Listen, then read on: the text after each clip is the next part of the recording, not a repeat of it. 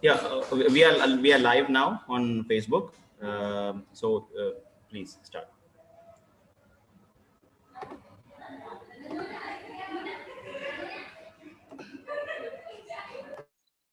Hello. Yeah, you can carry on, Sharjeel. Assalamu alaikum. I thank Fraternity Movement Ministry of Hyderabad for inviting me to share my insights, and more importantly, for giving me the opportunity to be in a panel with two of the most important and powerful Muslim voices of the country of our times. I take this opportunity to convey my most sincere respect and solidarity to the inspiring Raniya Zulaikha and Afreen Fathima. Thus said, I have no intentions to put upon them an unnecessary burden to act in any different way, becoming someone who they are not, to fit in the definitions of inspiring or most powerful Muslim voices. And I mention this due to the phenomena of portraying oneself as all knowing, ever inspiring, and unnecessarily heroic pictures of themselves prevalent among India's established and highly recognized civil rights activist class who identify themselves as liberals and whom I'm trying to disband. For the sake of simplification and time management, I shall now call them allies for some very obvious reasons. Before saying anything more on that, I shall set the speech in a particular context. Again, for the simplification and better understanding of the audience. In the early December of 2019, the government formally moved ahead with its plan to legislate its genocidal intentions of disqualifying Muslims from their membership in the Indian society. And the proposed legislation was called Citizenship Amendment Bill, and it was coupled with the National Register of Citizenship, or the NRC, to identify, in the words of Home Minister Amit Shah, infiltrators masquerading as Indian citizens whom he wished to throw in the Bay of Bengal. The bill was outrightly discriminatory against Muslims, and given the affiliations of the men behind bringing it, it posed some real danger. And quite naturally, Muslims protested, and among others were led by both of my fellow panelists, Raniya Zulaikha and Afreen Fatima, who rightly believed this bill was anti-Muslim to the core. As the protests grew, mainly after police aggression against students of Jamia Millia Islamia and the Muslim University of Aligarh, numerous sit-in protests rose like wild mushrooms across the length and breadth of India, but only in areas with considerable Muslim population. The first such sit-in protest was started by JNU student leader Sharjeel Imam in perhaps the largest urban Muslim ghetto in India, and was called Shaheen Bagh. Sharjeel Imam, the man who started, will in 3 days complete 1 year in jail on fictitious terror charges, and continues to be absent from the list of leaders in jail compiled by our allies.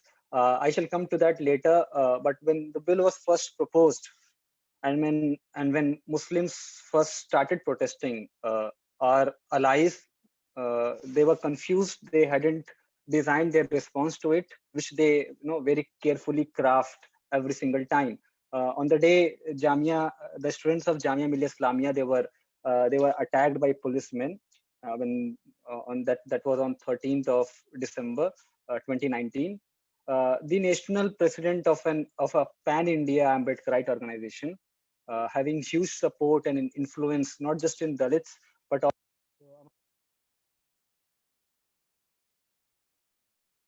communities, said, "See, just a distraction to dilute their campaign against EVM, and it should not be taken seriously." This was said on 13th of uh, December and 2019, the same day when students of Jamia were brutally lathi charged and attacked by policemen, and like 2 days after, at least 1,200 AIM students were booked on fictitious charges. And then I personally witnessed another leader with considerable political capital and media agency saying, CA is not against Muslims, it is against India. The latter one is a part of an invisible but highly influential mafia-style network of leaders and activists and academicians and journalists and some filmmakers who dominate the popular media space in India.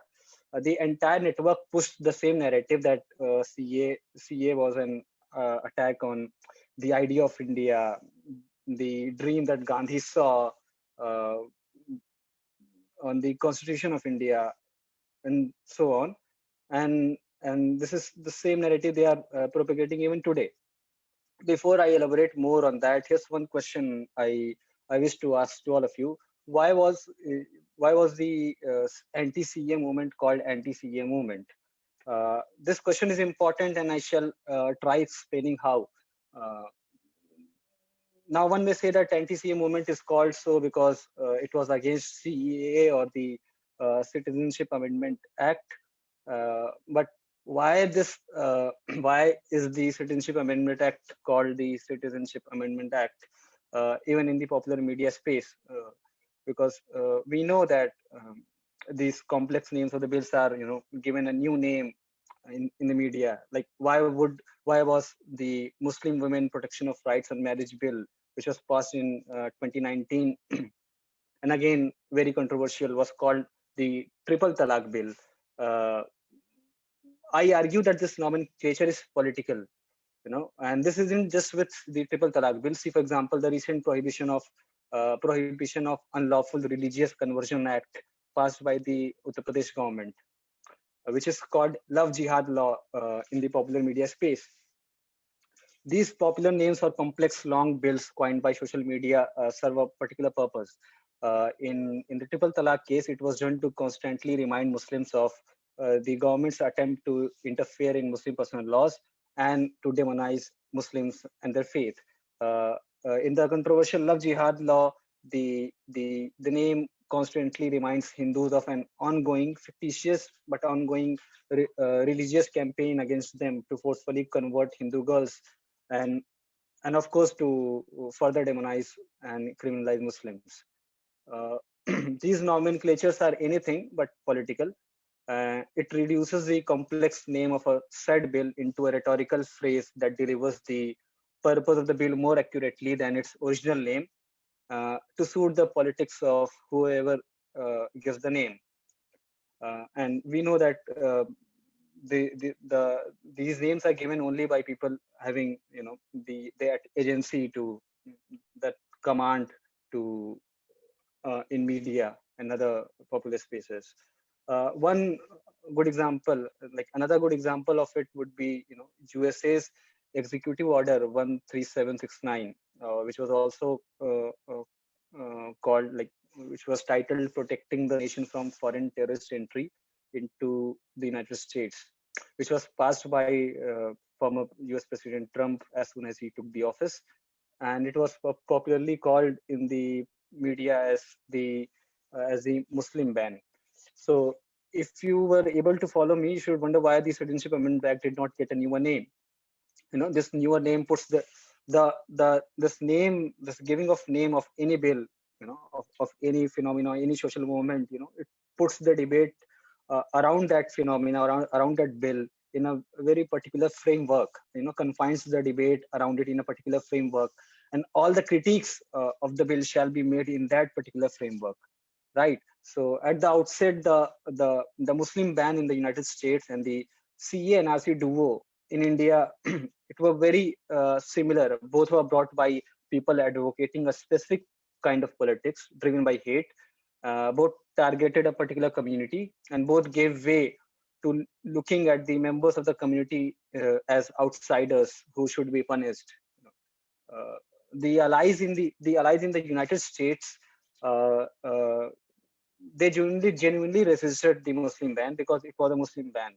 They did not appropriate it into something else. They said it was an attack on Muslims, and we would not let that happen. And that was a Muslim movement in USA. But on the other hand, in India, our this Muslim Genocide Act, or CAA, as I like to call it, was appropriated into everything except an attack on Muslims. Our allies pointed out that by making these protests about Muslims alone, it was attacking secularism, it was alienating others, it was propagating Islamic fundamentalism, and so on. Like, they wanted this protest to be called. Uh, I remember this when this very famous leader, celebrity leader, uh, he came to AMU on 12th of December to give his solidarity to the protesting students of AMU. I was there. I was the person who invited him, and he is speaking, and 15 minutes after speak, a group of female students from AMU, they break their hostel locks and they came. They come to join the movement, and out of courtesy, this celebrity speaker had to pass the mic to the female student leader, and allows her to speak. When the leader speaks, she says that this bill is against Muslims and we have to fight, we have to resist. This is very important. She said what we all were speaking about the bill. But when this celebrity speaker, he gets back his mic, instead of resuming what he was saying, he chooses to answer this BA second year girl and says, "No, beta, you are wrong. This bill is not an attack on Muslims. This bill is a attack on the idea of India." And again, I'm not making this up. This is available on YouTube. I just don't want to name them because it's this structure. I don't want to cancel any single person. This is a whole network, uh, and there are many people in it. But he says that this is not an attack on Muslims. This is an attack on India, attack on constitution, attack on secularism. This is what they've been trying to propagate, and this is this is Islamophobia in our allies who believe Muslims or Muslim issues alone cannot be secular unless it is sugar coated into fictitious Ganga Jamuni narrative, thereby giving them space to lead. This mafia style network I mentioned before even accused Muslims for extremism and fundamentalism, for asserting their identities. But again, I'll go back to United States. Like right after the Trump signed that Muslim ban, protests started in the streets of New York. And while thousands and thousands of people were marching on the roads of New York, Times Square, if I remember correctly, the policemen started attacking. The policemen there started attacking the Muslim women present there, who could be identified through their hijabs. And when the police started doing that, the entire crowd, the non-Muslims there, they started covering their head. They started putting hijab, in solidarity, and that was a moment, that was truly like that was the act of real solidarity. That if you are attacking my friend who is a Muslim for being Muslim, I'll also become a Muslim. That was the solidarity. It takes into the account the group identity that is being attacked. But here in our country, India, when Muslims were protesting, when all of us were on streets to defend our citizenship rights, to defend our membership in Indian society, these allies, they were instead of giving strength to the movement, they were schooling the protesters. Uh, they were accusing them. They were alienating them, schooling them of you can't protest as a Muslim. They protest as an Indian. This is against Constitution. The thing they forget. Sorry, this notifications are distracting me. The things they forgot or perhaps overlooked was that the intention of bringing the CAA or NRC was the anti-Muslimness of the government, and only the implementation part of it was unconstitutional. And and it is also true that only Muslims were protesting. There were several speakers, non-Muslim speakers in the protests, but by far and large, it was only Muslim masses on the streets. All the sit-ins protest was, it was organized in Muslim localities, and then coming and appropriating those protests as it's a fight for everybody. It's an attack on all of us. This is the kind of intellectual dishonesty and social fascism they are doing. Uh, and one reason why like the real people, the real allies would have said that see, this is an attack on Muslims, or this is an attack on Dalits, and I resist that attack on Dalit. Like a true ally would do that. But here in our case, it was said that it is an attack on all of us. Perhaps, like if it was an attack on Muslims alone, they won't be giving their solidarities. They made it in that kind of, they created that kind of narrative. And then this when they say that this attack was this bill was an attack on everybody, they are making this whole narrative into a framework that suggests that everybody is inherently equal, and this bill, this government is trying to uh, trying to take away the individual rights of anybody or everybody, and by saying that they are you know they are invisibilizing the narrative of the oppressor and the oppressed.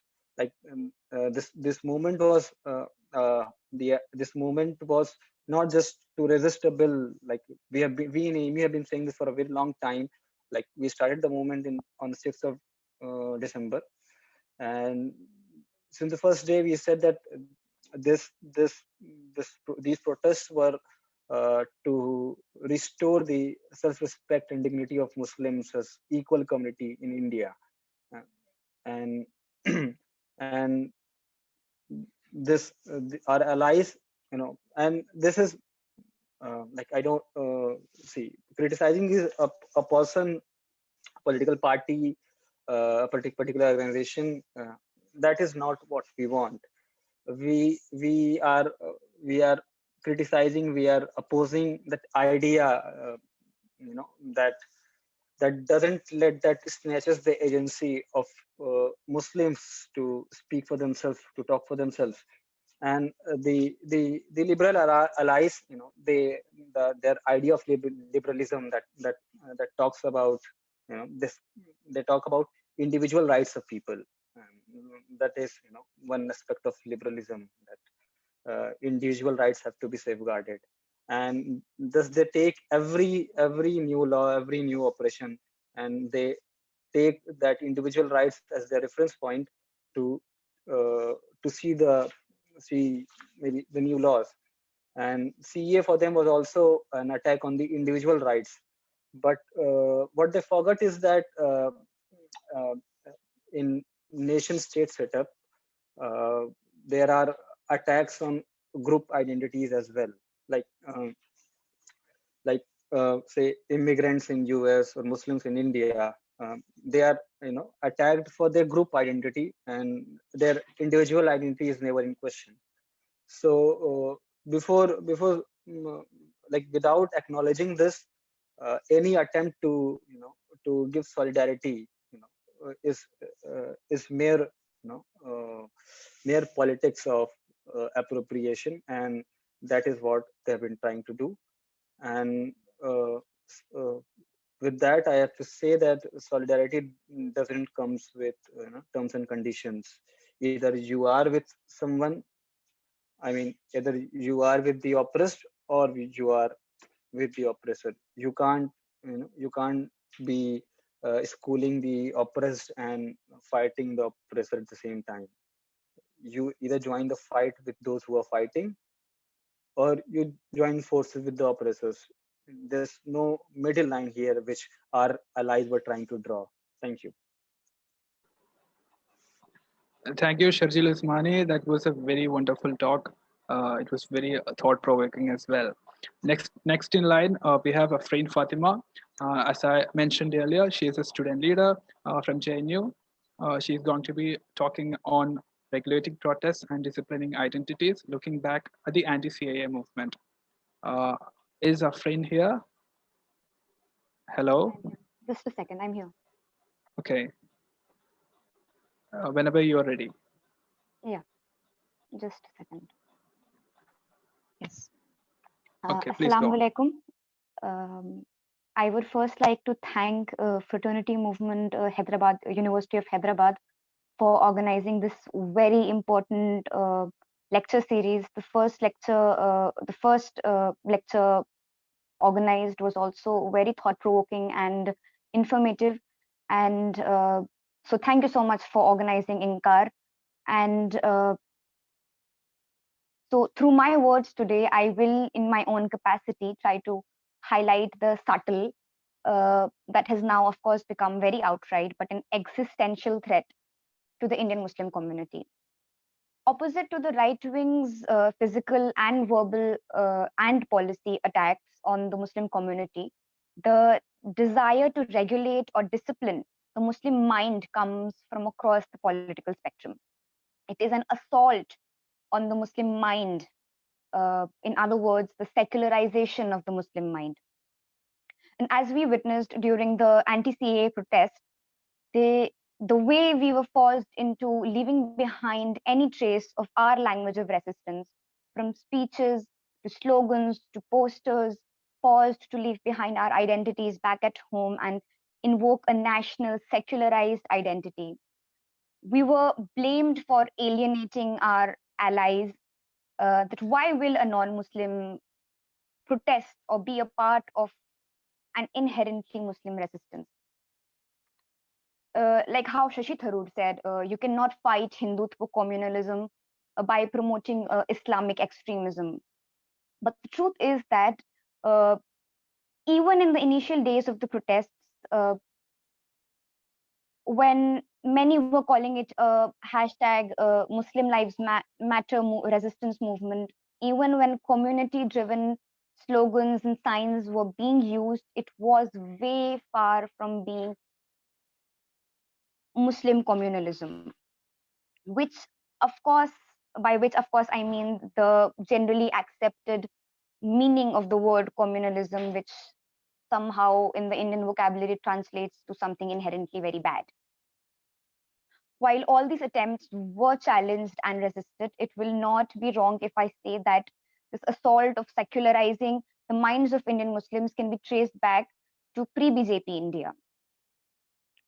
Before almost all my speeches during the protests, I would be asked to by the Muslim organizers to tone down, ki halka haath rakhiyega, keep it light. I have deliberately mentioned Muslim organizers because A, these protests were organized by Muslims in predominantly Muslim spaces, and B, the assault or attack has been so subtle yet effective that, and for so long that we think that it is the right thing to do. But in reality, the CAA is anti-Muslim. Like Sharjeel said, a sort of a Muslim ban.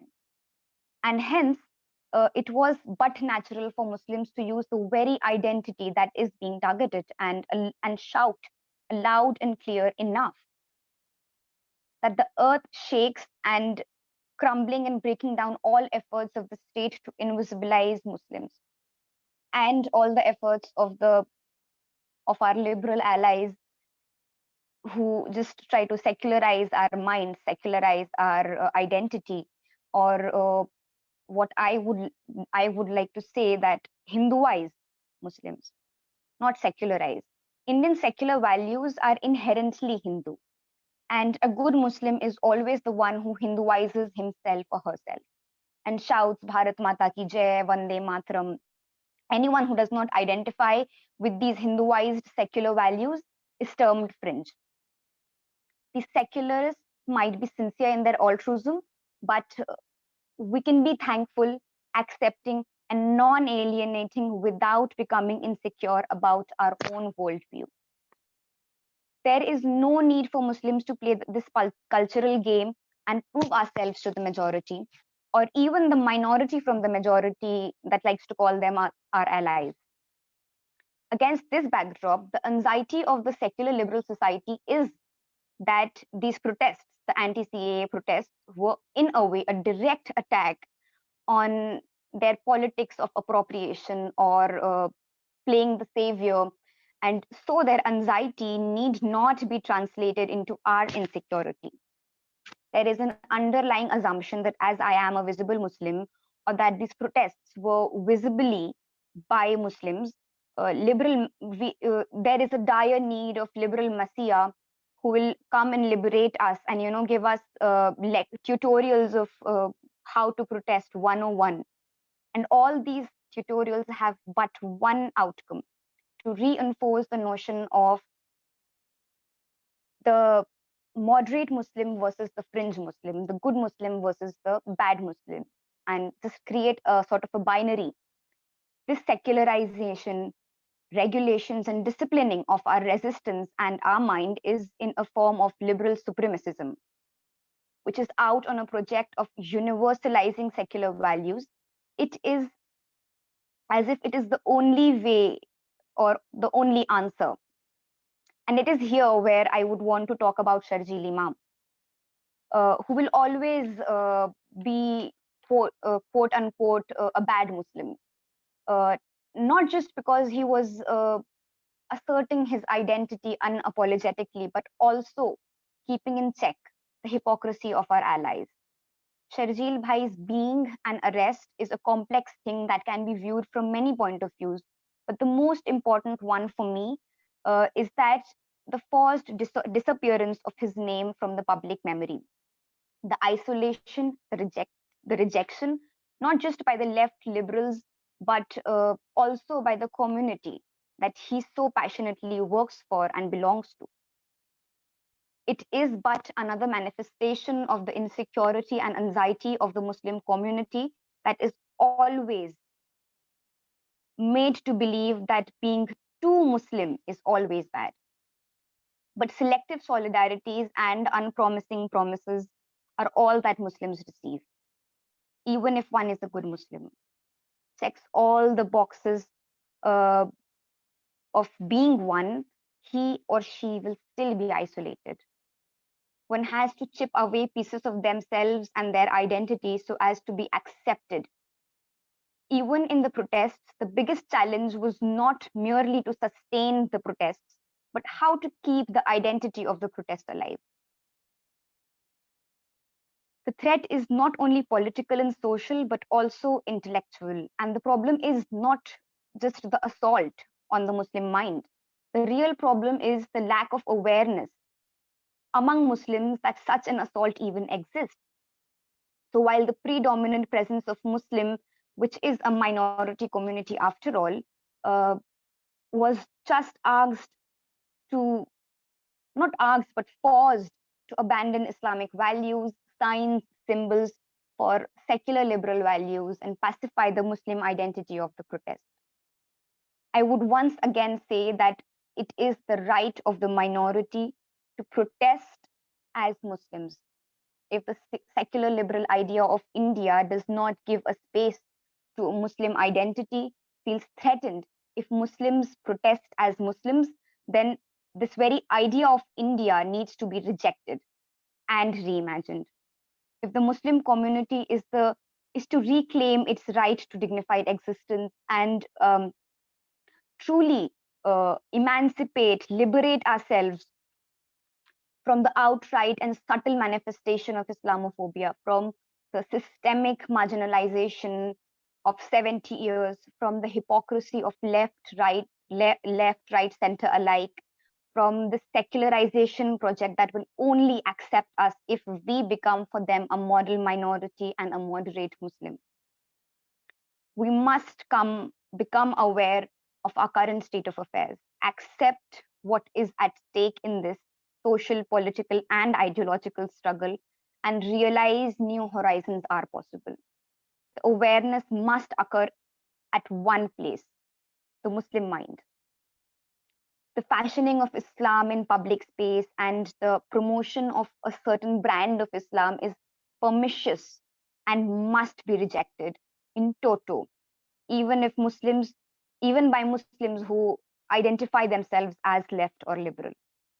To be equal citizens does not require us to be moderate Muslims as Indian civil society has defined it. To be compassionate towards the people who have been robbed from their human dignity by discrimination, torture, pogroms, riots, arrests, policy does not require us to submit to the secular renditions of religion, knowledge, and freedom. We can and must coexist without letting ourselves be subjugated to these discourses.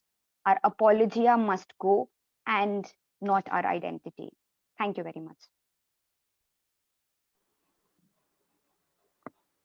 Thank you, Afreen Fatima. Yours was a very wonderful and a very informative speech. Next in line, we have Raniya Zulaikha over here. She is a student activist from Delhi University. She will be speaking on secularizing the protests and secular protests, rethinking the anti-CAA protests. Raniya, over to you. I'm audible enough? Yeah, you are audible and visible. Please go forward. Yeah, all revolutionary greetings to the Fraternity HT unit. You Are Worth has given a small online talk conducted by this team, has distracted some of them, and that's really visible here. And more power to Sharjeel and Afreen in the way they represent themselves. And both of them have made it pretty much clear. And still, let me reiterate, as it is worth repeating, especially where we are continuously targeted. Looking back to the movement, it is a fact that CAA movement meant different for different people, to say for different group of people, actually, to be precise. From producing martyrs to those who came to attend a simple cultural event, clearly evident was the difference of levels in engaging with issue. It was both, I should say, horizontally and vertically. And more interestingly in it, the constant concern of a group of spectators is to save the struggle by framing it inside the secular structure, meaning to lessen its Muslimness. The process of erasure of Muslimness in the struggle was been tried in all possible ways to say, be it in the way they understand the law, be it in their language of resistance. In every now and then, this special filter of secularism has been introduced. मुसलमानों की बेटियां घरों के साथ भाग रही है, इसके जिम्मेदार तुम हो और सिर्फ तुम हो, क्योंकि तुम तो उस घर में रिश्ता लेकर जाते नहीं जिस घर में तुमको जहेज की भीख नहीं मिलती। एक भिखारी बनाने के लिए बेटे को पैदा किया था, जहेज का भीख मांगने के लिए from Raniya? ये सोच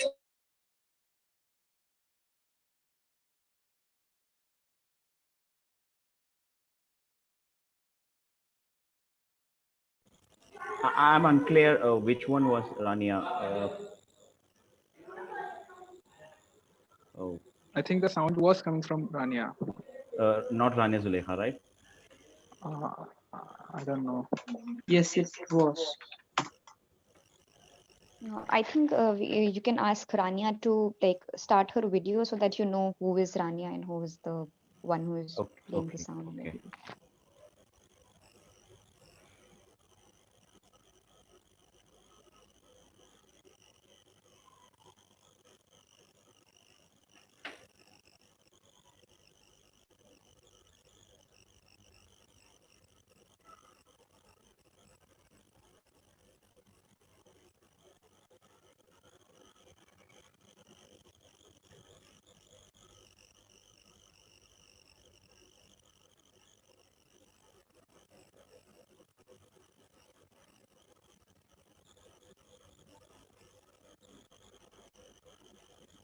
Yeah, okay.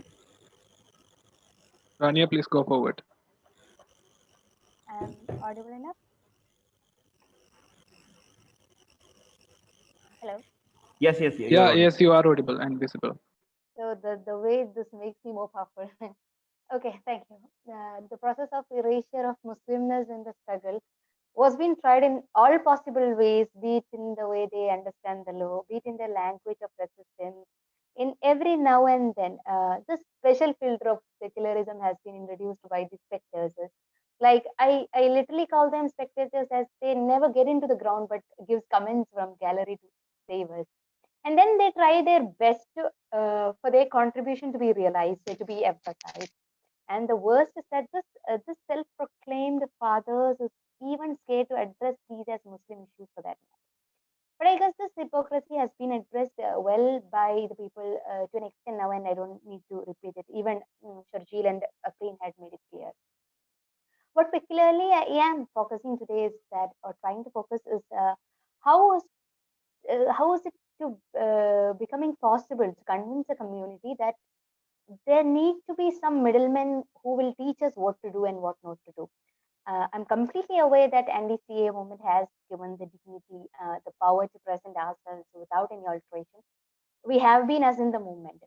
But there were certain instances or certain groups which were convinced that an increase in the number of national flags shall legitimize our protest. As told by Afreen from her experience, I too had the similar experience of being told to lessen the radicalization of the topic. And yeah, I personally was told from Shaheen Bagh to not raise certain slogans, and this was not told by any left liberal elites for that matter, but one among the organizer of Shaheen Bagh.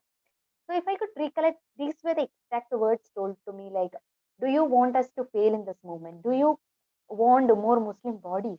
That really shook me because I don't dare to do that. But this took me to another level of thought stuck in between. Like the helplessness of an Indian Muslim, the overburden of saving secularism, even when it is killing its own people. There I could connect to the double consciousness theory of W.B. Du Bois on blacks, like on black lives being a stranger in his own house. An Indian Muslim, to say, is born with the burden, with this overburden, being a problem by existences that every Muslim had to or is still addressing. This sense of always looking at oneself through the eyes of others and this two-ness within one, the power of soul and mind strangely dispersed from each other. Here I guess I could relate to Rohit Vemula's last words, the growing gap between my soul and my body. And I guess that is the worst. Now, as Iqbal Ahmed states, nationalism as an ideology that always has the other. In India, this Muslim other have to fit in by bearing the burden to save secularism, as well as they are helplessly forced to remain hopeful in secularism, judiciary, and every system for that matter. Like we have to believe in law even when it is giving us UAPA, which is directed especially at Muslim youth, and CAA. Even all this is what we get, and we have Article which is meant to preservation of cattle, which is simply the Goraksha, but we have to actually defend it, and we have the same courts which produce Babari verdicts to be our solace. And the worst is still we aren't saved by this mechanism. We are still under the threat even after being secular, even after being sacrificed. We couldn't save Faizan even after singing national anthem at his last moment. We have our leaders in jail irrespective of the intensity of radicalization in his slogan. Keeping aside all the safe dignity just for a moment, still we aren't gaining anything. So the number of national flags in Shaheen Bagh isn't lessening the fabricated conspiracy theories about the same, and that is the worst. Whereas we have the very good example of the farmers' protest. Of course, relatively safer is their game in India, but the conscious effort to give a damn about the secular frame should be followed and appreciated. Let me conclude. My intentions were not to put more burden to the community by blaming them in their delicacy. And I do assert that what Fanon once said, like, it is the racist who created the inferior race. But all I have to say is let us not try to impress people who don't worth it. Thank you. Thank you. Thank you, Rania, for your words. Now, I guess we will throw the floor open to everyone. Uh, Please raise queries, comments, or any other valuable inputs. So, yeah.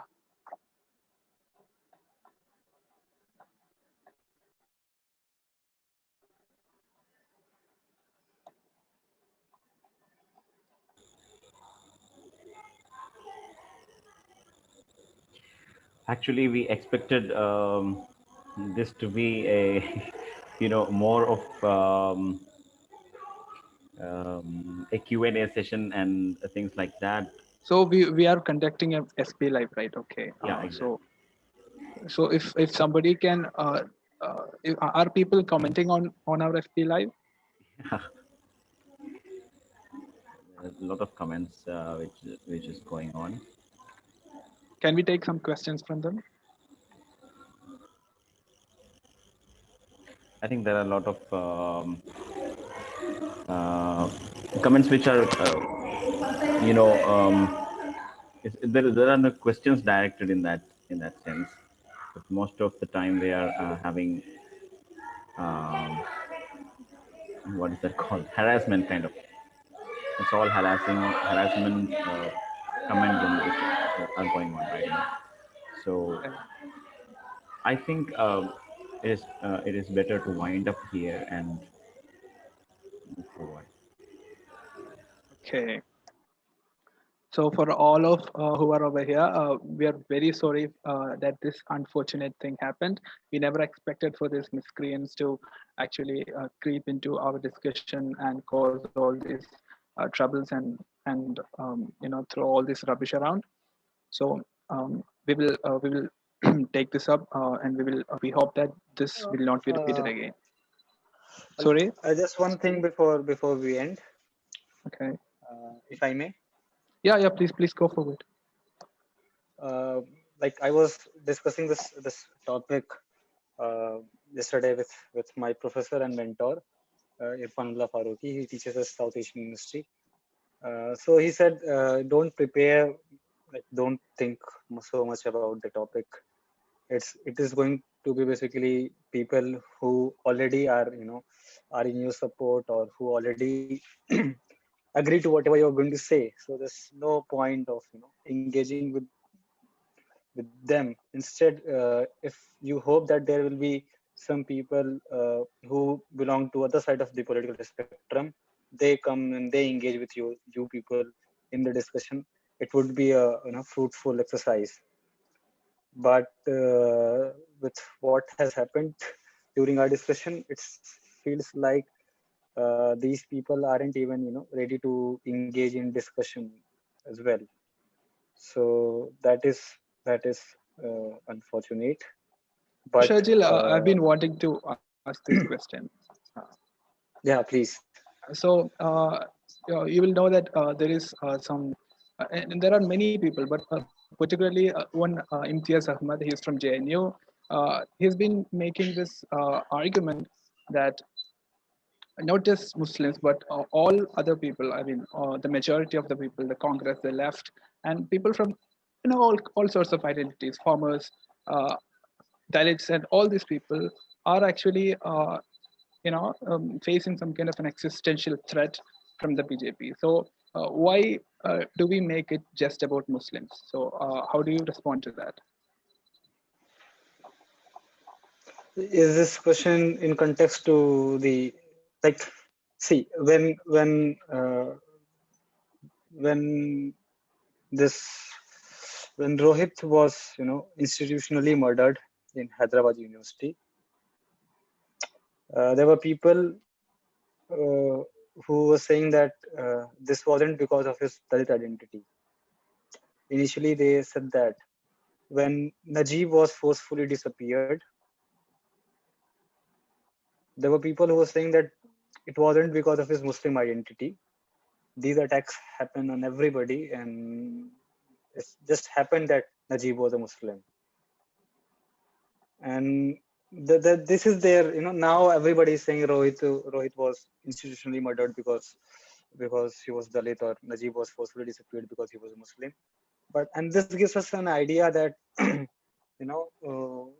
our allies, these liberals, left academicians, all of them, they tend to recognize or give recognition to our people, our leaders, only when they are dead. When when people are alive, fighting, they are just schooled. They are asked to be better, and they are being lectured. But they usually wait for us to die, and then only they'll recognize he was saying something that was right. This has been the tendency of majority of our allies. But coming to your basic question, see, attack is happening on everybody. All the say democracy loving people in India, but but the people who tend to say that like they reduce the entire the entire operation to this singular sentence that Modi is fascist or BJP is fascist or fascism has arrived or whatever. They tend to forget why is Modi or BJP fascist in the first place. They are fascist precisely because they are anti-Muslim. They are fascist precisely because they are anti-Dalit. They are fascist precisely because they are anti-Adivasi. And uh, they tend to forget that and make it a common fight, an umbrella fight that no, attack is on everybody. This is invisibilization uh, of our struggles. And I've noticed that this happens for a very particular reason. See, if it's a Dalit movement, if it's a Muslim movement, the leadership that comes from that movement will only be a Dalit. We'll find a Dalit leader, we'll find a Muslim leader, as we found in the CA movement. But when it becomes fight for everybody, so anybody and everybody can come and be a messiah. And that is what people like Yogendra Yadav or Kanhaiya Kumar have been harboring on. And that's why I don't take them seriously. I hope I answered your question. Yes, yes, Shajil, you have. Uh, is Afreen over here? If I can ask a question to her. Yes, yes, I'm here. So you mentioned this constant secularizing, this constant pressure to secularize, uh, Muslim protests. So Mm-hmm. uh, we see that people like I'm taking names over here, Yogendra Yadav or even Shashi Tharoor. You mentioned Shashi Tharoor. All Mm-hmm. these people have been making the case for invisibilizing the Muslimness or the Islamness of the protest. Mm-hmm. So and that is a kind of narrative that is being perpetrated, and we have a counter narrative to that as well. But the thing is, I think that that particular narrative finds more traction, especially among Muslims, than the counter narrative. So how do you think that we can tackle that? Like I said in my talk also, that the first uh, place where we have to work on is the Muslim mind. That is that we need to stop feeling insecure and anxious.